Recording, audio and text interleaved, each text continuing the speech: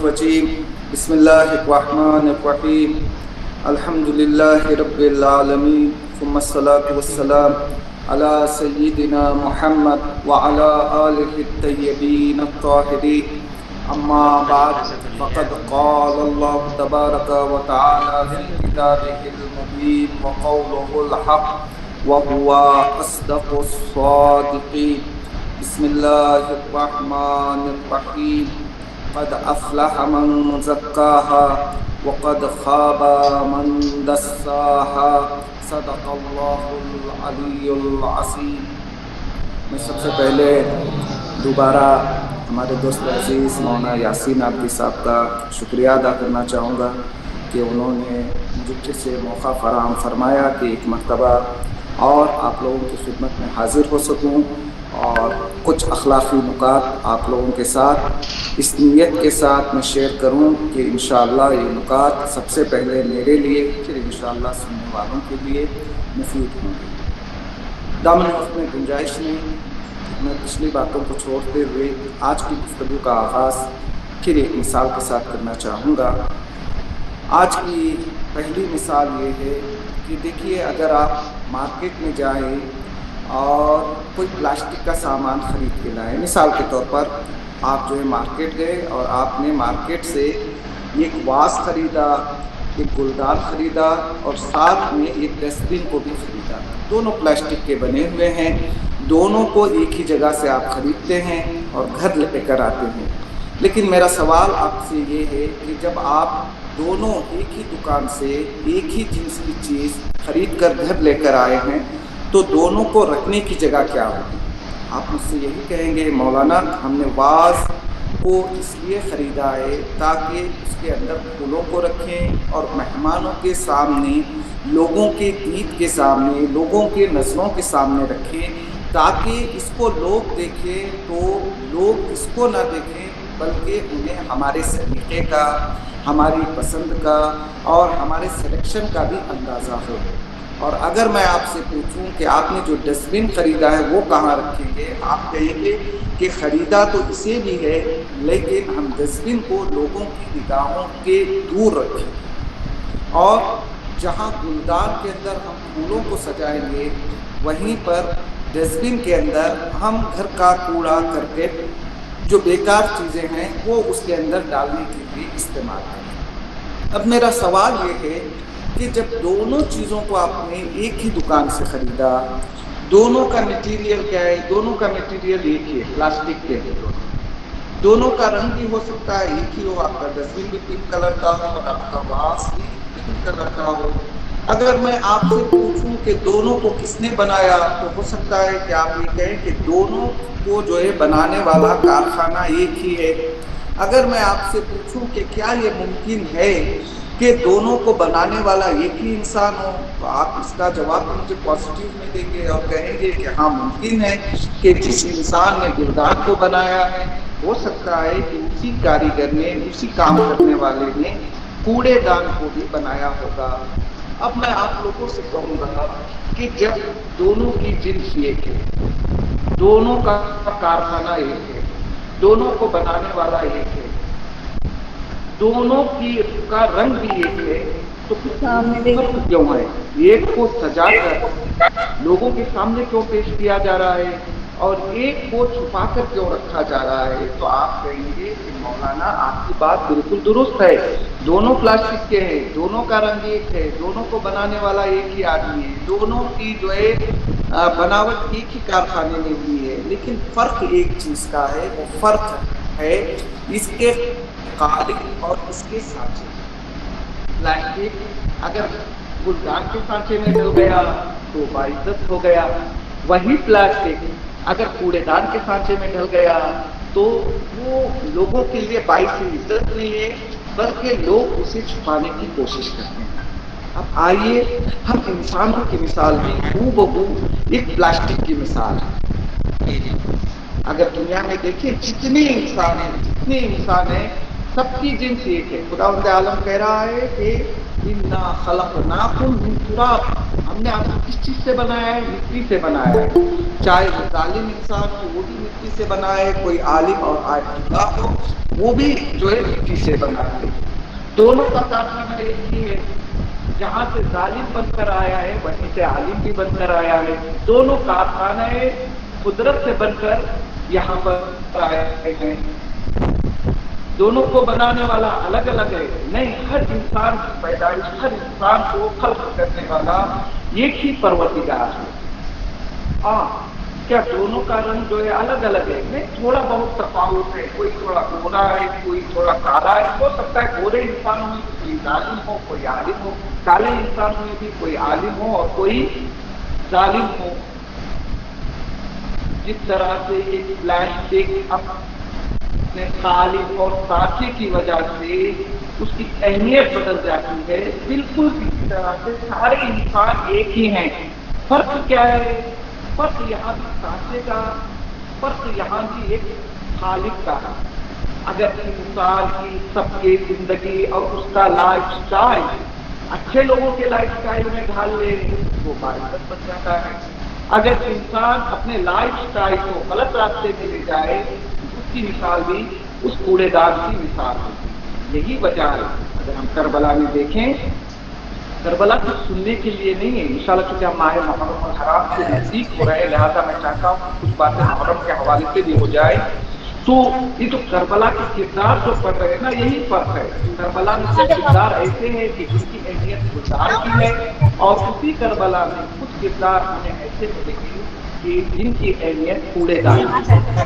اگر ایک شخص نکلتا ہے کوفے سے اور وہ حدیث ابن مظاہر بن جاتا ہے، اور اسی کوفے سے ایک دوسرا انسان نکلتا ہے جو بعد میں جا کر امام حسین کا قاتل بن جاتا ہے، تو دونوں میں فرق کیا ہے؟ دونوں میں فرق دونوں صفا کے رکھنے والے، دونوں انسان ہیں. دونوں کو ایک ہی پروردگار نے جو ہے پیدا کیا ہے.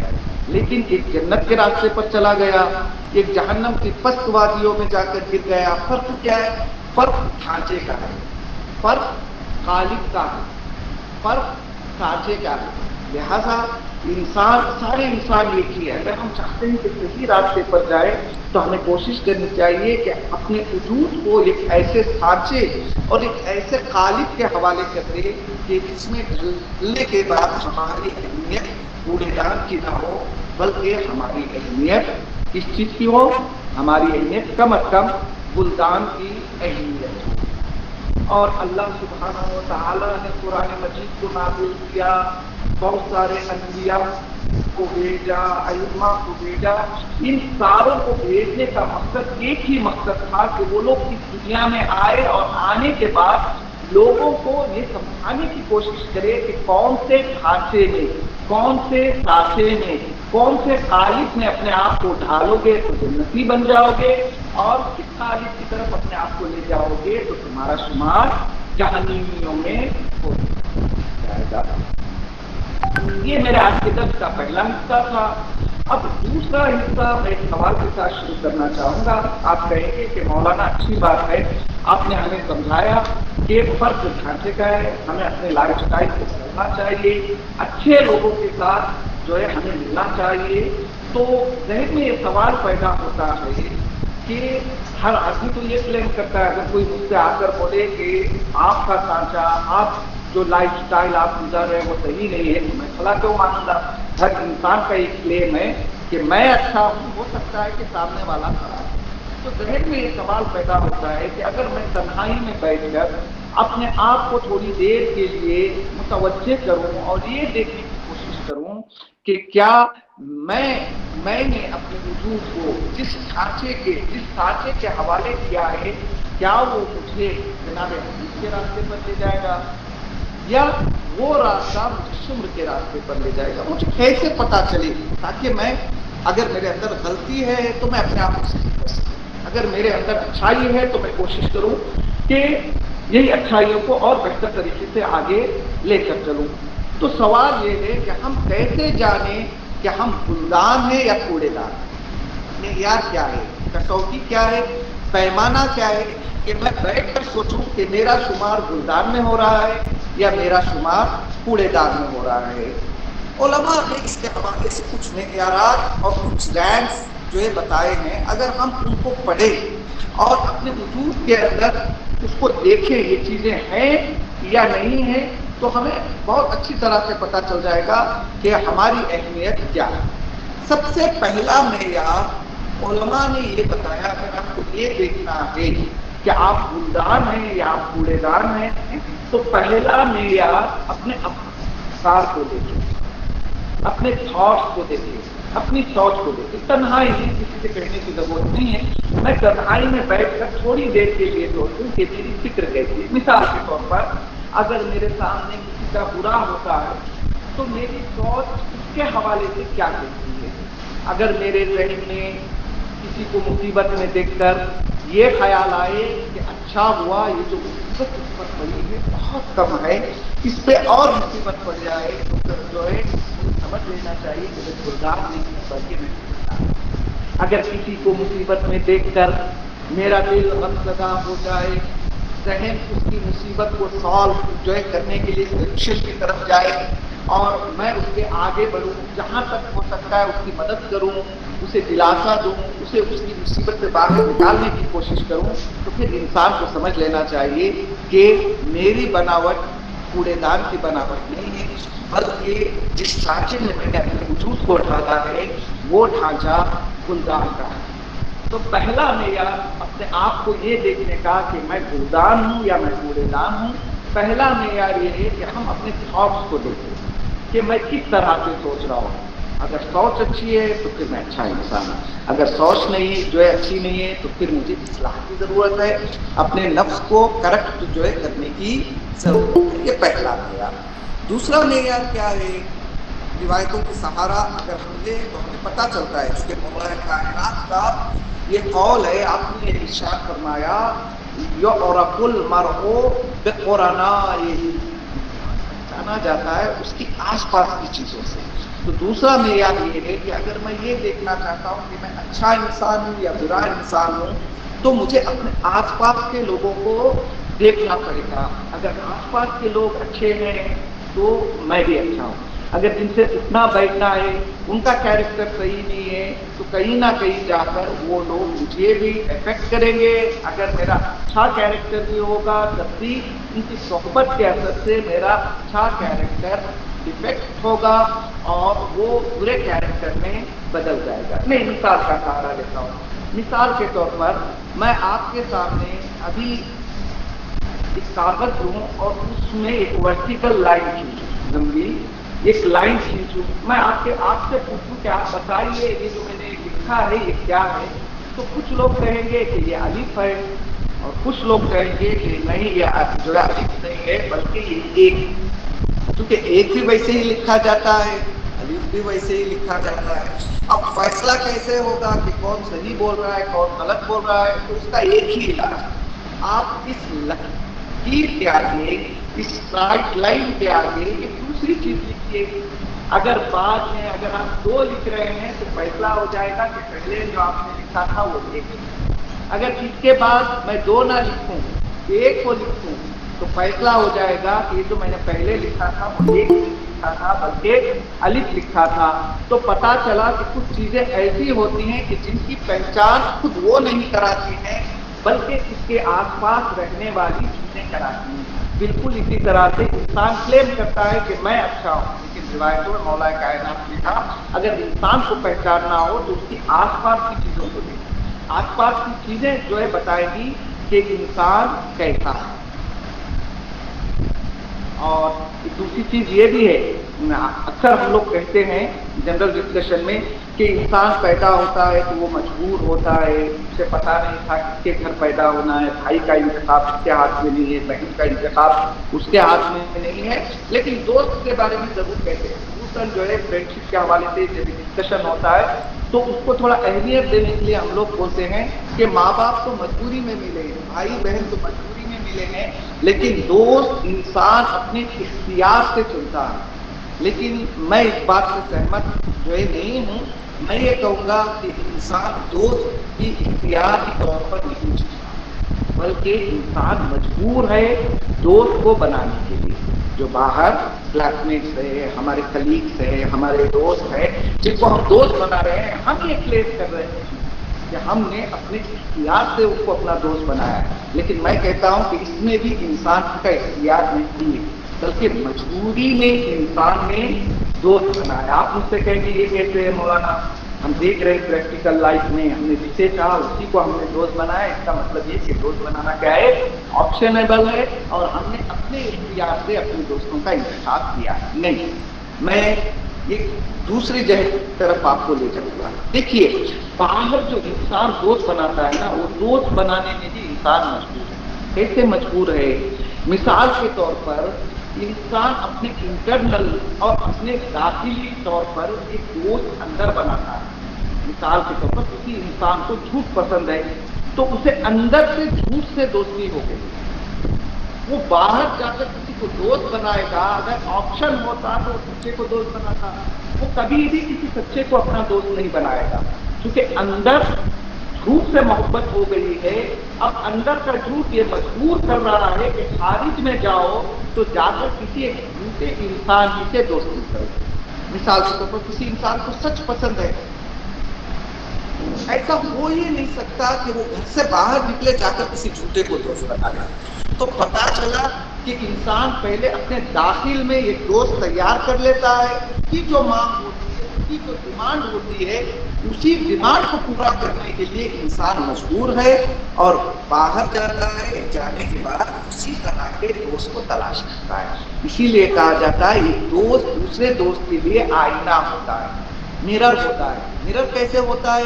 کیونکہ اندر جو چاہتے دبی ہوئی ہیں اسی اعتبار سے انسان باہر جا کر اپنا دوست جو ہے بناتا ہے. اگر انسان کے دوست کو دیکھ لو، کس کے ساتھ وہ اٹھتا ہے، کس کے ساتھ بیٹھتا ہے، کس کے ساتھ چلتا ہے، کس کے ساتھ پھرتا ہے، تو ہمیں بڑی آسانی سے پتہ چل جائے گا کہ اس کے دل کے صفحے میں کیا کیا چیزیں لکھی ہوئی ہیں. تو ابھی تک میں نے 2 معیار بتائے یہ پہچاننے کے لیے کہ ہم دان ہے یا کوڑے دان ہے. پہلا معیار میں نے کیا بتایا؟ انسان اپنے افکار کو، اپنے تھاٹس کو بیٹھ کر سوچے. دوسرا، اپنے اطراف کے لوگوں کو صحیح کرے. اور تیسری معیار کے عنوان سے میں مولا کائنات کا پورے قول پیش کرنا چاہوں گا. مولا کائنات نے یہ ارشاد فرمایا کہ ان الخطایا خیل شمس وان التقوی مطایا ظلم. مولا کائنات نے کہا یہ جو خطائیں ہوتی ہیں نا، وہ ایسے ہیں کہ جیسے کوئی انسان ایک سرکش جو ہے جانور پر سوار ہو جائے. آپ لوگوں نے ٹی وی وغیرہ پہ دیکھا ہوگا، ویسٹرن کنٹریز میں یہ جو کمپٹیشن ہوتا ہے جانوروں کا، یہ جو ہے بہت بڑے جانور کو جو ہے میدان میں اتارا جاتا ہے جو بالکل سرکش ہے، وہ رام جو ہے ہونے کا نام ہی نہیں لیتا. تو اس کے اوپر ایک انسان سوار ہو جاتا ہے. اب وہ اسے مہار کرنے کی کوشش کرتا ہے، لیکن جانور کی یہ ضد ہوتی ہے کہ اسے گرا دے. اور ایسے گیمز میں اکثر جو ہے جانور ہی جیتتا ہے جب تک وہ اپنے سوار کو نیچے نہ گرا دے، اسے برباد نہ کر دے، تب تک وہ جانور سکون نہیں لیتا. مولا کائنات کہتے ہیں کہ انسان خطاؤں میں وارد ہو جاتا ہے تو یہ نہ سمجھے چپکے سے گناہ ہو گیا، باہر نکل گیا، چیز صاف ہو گئی، اب کسی کو کچھ نہیں پتا چلے گا. ساری چیزیں جو ہے میں نے چالاکی سے کی، پردے ڈال دیے، کسی کو میں نے بہت اچھی طرح دیکھ لیا، ٹائمنگ میری اچھی تھی، کوئی اندر داخل ہونے والا نہیں تھا، میں نے جو گناہ کرنا تھا میں نے کر لیا، اب اس پر پردہ پڑ گیا. مولا کائنات کہتے غلطی جب تم نے اسے انجام دیا، سمجھ لو کہ غلطی کے ساتھ ہی تم ایک جانور، سرکش جانور کے اوپر سوار ہو گئے. تم سمجھ رہے ہو کہ میں رام ہوں، ابھی کچھ نہیں بگڑے گا، کچھ نہیں ہوگا، لیکن ایک ایسے جانور پر سوار ہو گئے ہو جب تک تمہیں زمین پر نہیں ڈالے گا تب تک وہ سکون سے نہیں.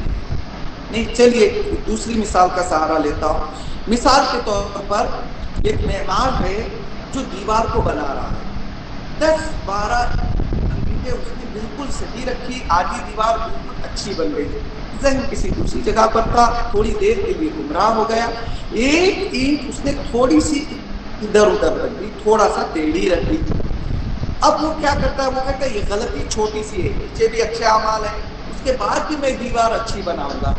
دیوار وہ بناتا جا رہا ہے، وہ یہ سوچ رہا ہے کہ دیوار وہ ساری عیب جو ہے، جتنے عیب تھے وہ چھپ گئے ہیں، ایک ہی غلطی تھی وہ اندر جو ہے چھپ گئی ہے، میں نے کور اپ کر لیا ہے، اب اس کے بعد دیوار اچھی بنوں گا.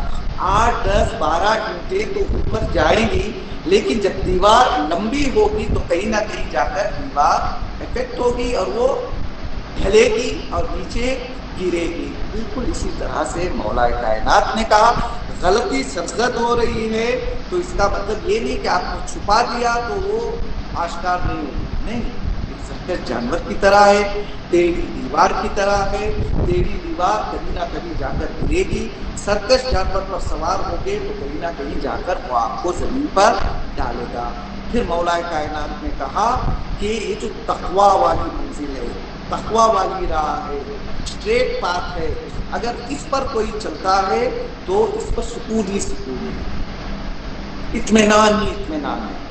دوسرے قول میں مولا کائنات نے یہ بھی ارشاد فرمایا فَلَمَّا رَعَانَا صِدْقَنَا فَأَنزَلَ عَلَيْنَا السَّكِینَةَ۔ خداوند عالم نے اگر ہمیں ڈپریشن سے دور رکھا ہے، اگر ہمیں وقار، سکون اور اطمینان کی حالت میں رکھا ہے تو یہ نہ سوچو ایسے ہی رکھ دیا ہے، نہیں، پہلے ہم نے کیا ہے۔ جب خداوند عالم نے ہماری سچائی کو دیکھا، ہمارے صدق کو دیکھا تو خداوند عالم نے ہم پر سکون اور اطمینان کو حاصل کیا۔ ہاں انسان سوچے گا کہ جھوٹ سے تو بہت جلدی میرے کام نکل جاتے، سچ بولتا ہوں تو پھنس جاتا ہوں، اور دنیا میں بھی کہتے ہیں کہ ہم نے دنیا میں مشاہدہ کیا ہے کہ جو لوگ جھوٹ بولتے ہیں نا وہ بہت تیزی سے ترقی کرتے ہیں، جو لوگ کرپشن کرتے ہیں نا وہ بہت تیزی سے آگے بڑھتے ہیں، جو ایماندار ہوتے ہیں، جو سچائی کا سہارا لیتے ہیں، کہتے ہیں کہ بہت پیچھے ہو جاتے ہیں۔ اکثر لوگ کہتے بھی ہیں کہ اس نے پوری زندگی ایمانداری سے گزاری لیکن آخر میں دیکھو بچا نہیں۔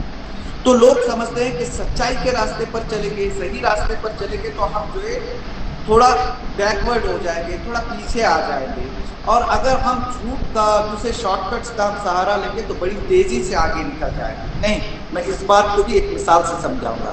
دیکھیے آپ جب کبھی تیر چلانا چاہتے ہیں، جب تیر کمان کے اندر آتا ہے تو اگر آپ سیدھے سامنے چھوڑ کے تھوڑی دیر بعد جا کے وہ گرے گا ضرور، آپ کو لگ رہا ہے کہ تیزی سے نکل رہا ہے، لیکن جو ماہر تیر باز ہوتا ہے وہ کمان کو تیر میں جوڑنے کے بعد تھوڑی دیر کے لیے اسے پیچھے لیتا ہے۔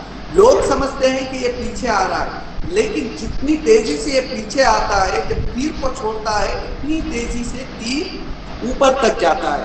تو بالکل اسی طرح سے سچائی کے راستے میں آپ کو شروع میں لگتا ہے کہ میں پیچھے ہو رہا ہوں، وقتی طور پر میرا نقصان ہو رہا ہے، لیکن اگر آپ ساتھ جو ہے دیں گے سچ کا تو کہیں نہ کہیں جا کر آپ کو کامیابی ملے گی۔ چونکہ دامن وقت میں گنجائش نہیں، 5 منٹ باقی ہو گئے ہیں تو میں ساری باتوں کو چھوڑتے ہوئے ایک تیسرے نقطے کی طرف 5 منٹ کے اندر آپ کو لے جاؤں گا، انشاءاللہ اپنی بات کو وقت مقررہ پر تمام کرنے کی پوری کوشش کروں گا۔ اب کیا ہوتا ہے، ہم بیٹھے، ہم نے سوچا، مجھے پتا چل گیا کہ میرے اندر گلدان خصوصیات ہیں، میں کوڑے دان نہیں ہوں۔ تو اسلامی زاویہ نظر سے یہ نہیں کہ ایک مرتبہ آپ نے اینالائز کیا آپ اچھے ہیں تو غرور میں مبتلا ہو جاؤ۔ کسی نے اینالائز کیا، بیچارے نے دیکھا کوئی میرے جیسا ہوگا، اس نے دیکھا ڈیفیکٹ ہی ڈیفیکٹ ہے اندر، میں کوڑے دان کے لائق ہوں۔ تو اسلامی زاویہ نظر سے ایسے انسان کو مایوس نہیں ہونا چاہیے۔ جو گلدان کی کوالٹیز رکھتا ہے اسے غرور نہیں کرنا چاہیے، جس کے اندر کوڑے دان کی کوالٹیز ہے اسے مایوس ہونا نہیں چاہیے۔ چونکہ یہ سارا جو یہ چیز ہے نا، اسے سمجھنے کے لیے ایک میں مثال دوں گا پھر اپنی بات کو تمام کروں گا۔ آپ نے گھروں میں کھیلا ہوگا، ہم نے بھی بچپن میں کھیلا ہے، اور آپ کے مدیر محترم مولانا یاسین صاحب کے بارے میں بھی مجھے یقین ہے کھیلا تو ہوگا یہ گیم آپ نے بھی۔ وہ گیم ہے سانپ اور سیڑھی کا۔ یہ بورڈ ہوتا ہے، کچھ سیڑھیاں لگی ہوئی ہیں، کچھ اس میں سانپ اور جو ہے سانپ بھی ہوتا ہے، سانپ لگا ہوا ہے، آپ پاسے کو ڈالتے ہیں، جتنا نمبر آتا ہے آپ آگے بڑھتے ہیں۔ یہ گیم میں کیا ہوتا ہے پتہ ہے، یہ گیم ایسا ہے کہ جیتنے والا کبھی بھی جیت سکتا ہے۔ اگر کوئی 4 نمبر 5 نمبر نیچے ہے تو وہ مایوس نہ ہو، اگر کوئی 97 98 تک پہنچ گیا ہے تو وہ مغرور نہ ہو، کہ 98 کے بعد ایک سانپ بھی بیٹھا ہوا ہے۔ اگر آپ کا پاسا پلٹا، آپ غرور میں مبتلا ہوئے تو ہو سکتا ہے کہ ایک سانپ کے حوالے آپ کا پاسا ہو جائے، آپ اوپر سے نیچے آ جائے۔ جو نیچے ہیں وہ مایوس نہ ہو، کیا پتا کہ آگے چل کر ایک سیڑھی ایسی مل جائے، زندگی میں کوئی دوست ایسا مل جائے، زندگی میں کوئی بیان آپ کو ایسا مل جائے، زندگی میں کوئی عالم ایسا مل جائے جس کی ایک بات آپ کے پورے لائف کو چینج کر سکے، اور ایسا ہوا بھی ہے۔ یہی میری آخری بات ہوگی۔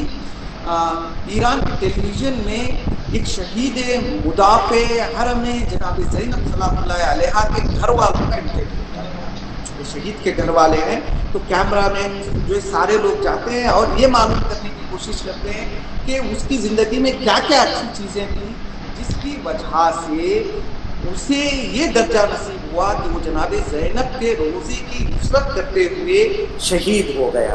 جب اس کے گھر والوں سے جا کر پوچھا تو گھر والوں نے کہا اس کے بارے میں کچھ خاص نہیں ہے، وہ نمازی نہیں تھا، وہ روزہ نہیں رکھتا تھا، وہ تھوڑا آزادی پسند تھا، اس کے پورے بدن میں ٹیٹوز بنے ہوئے تھے. آج کوئی ٹیٹو والا دو چار لگا کے آ جائے کسی کے سامنے معاشرے میں کیا بولتے ہیں؟ اس کے گھر والوں نے سارا بدن ٹیٹو تھا.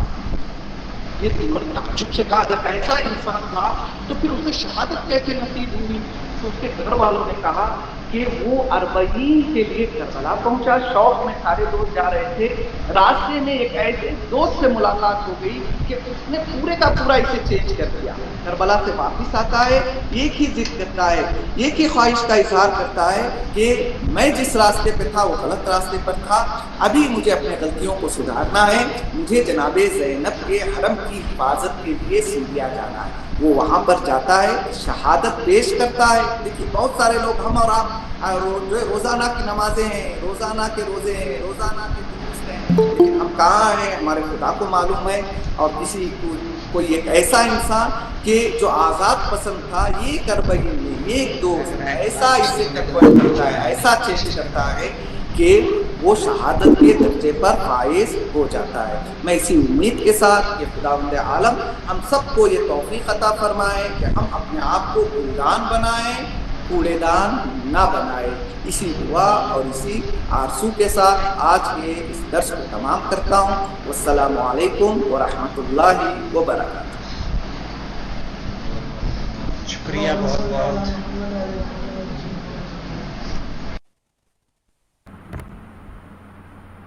شکریہ بہت بہت. کسی کا کوئی سوال ہے تو وہ سوال پوچھ لے.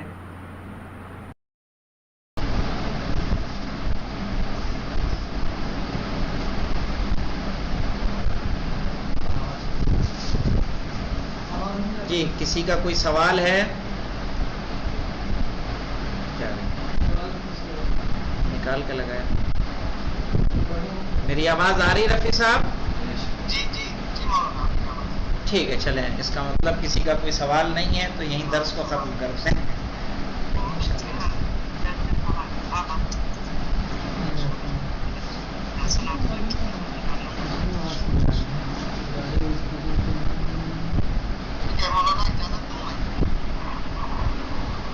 جی بسم اللہ. ٹھیک ہے انشاءاللہ. خدا حافظ. خدا حافظ.